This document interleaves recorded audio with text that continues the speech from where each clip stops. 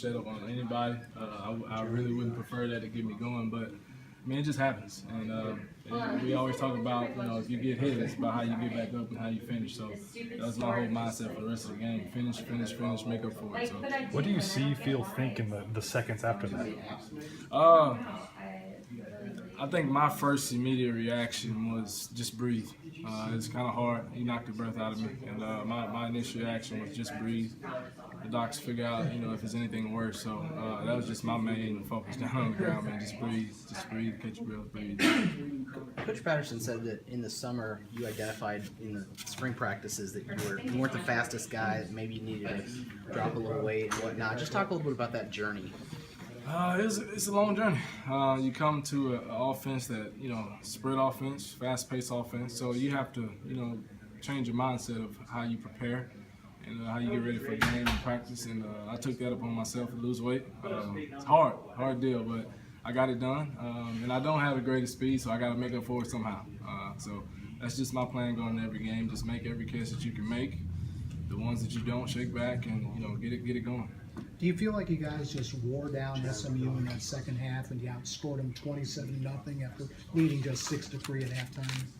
I think we really turned it on. Like I said, we opened up the half of the touchdown, and that really swung the momentum for us. And Coach Patterson always talks about finishing.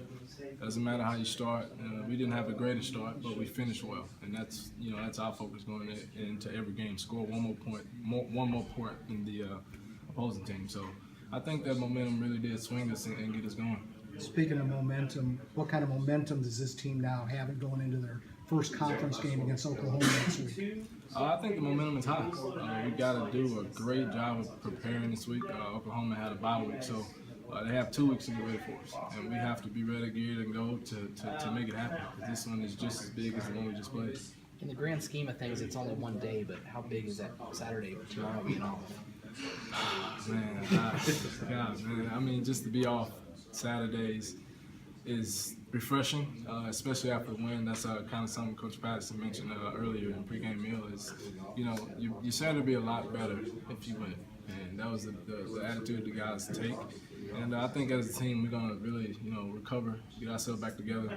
Like I said, we got another big ball game coming up this week. So I think we're going to handle it well. Do you think this team's kind of looking for a little bit of an emotional spark? Do you think that hit might have done that? Might have given the team a little bit extra boost? I believe so. We always talk about brotherhood and being there for one another, and like I said, that could have been anybody. And I think that did emotionally spark our team because that's what we needed. We needed to get going. A bit on the road is tough, so we needed some kind of spark to get going, and I think that made the difference.